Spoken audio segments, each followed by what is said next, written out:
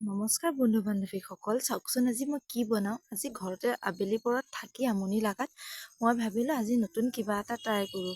কিনো বনাম, একোৱে নাছিলে ঘৰতে থকা এই বিটকেইটা দেখিছেনে, কেতিয়াবাৰে অনা হয়, বজাৰৰ পৰা আনিছিলে, নাখাওঁতে শুকাই গৈছে। এই বিটকেইটাই আজি কিবা এটা বনাম। বিটকেইটা কাটি লৈ তাৰ জুচটো উলিয়াই লৈছোঁ। জুচটো যদি কোনোবাই কেঁচাকৈ খাব পাৰে খুব ভাল কিন্তু দেই, স্বাস্থ্যৰ কাৰণে। মই কেঁচাকৈ খাব নোৱাৰোঁ কাৰণে মই কিবা এটাৰ লগত মিলাই খাব বিচাৰোঁ। ইমান ধুনীয়া চাওকচোন কালাৰটো। আজি মই কি বনাম আপোনালোকে গেছ কৰিছেনে?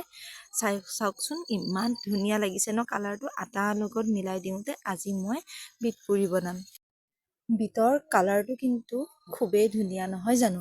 আৰু আপুনি এনেকৈ যদি বনাব বিচাৰে পালেং পাতৰ সৈতেও আপোনালোকে বনাব পাৰে। মই কিন্তু আগতে পালেং পাতৰ সৈতে খাইছোঁ, কিন্তু মই বিটৰ সৈতে খোৱা নাছিলোঁ। কিন্তু এবাৰ প্ৰথম টেষ্ট কৰিম।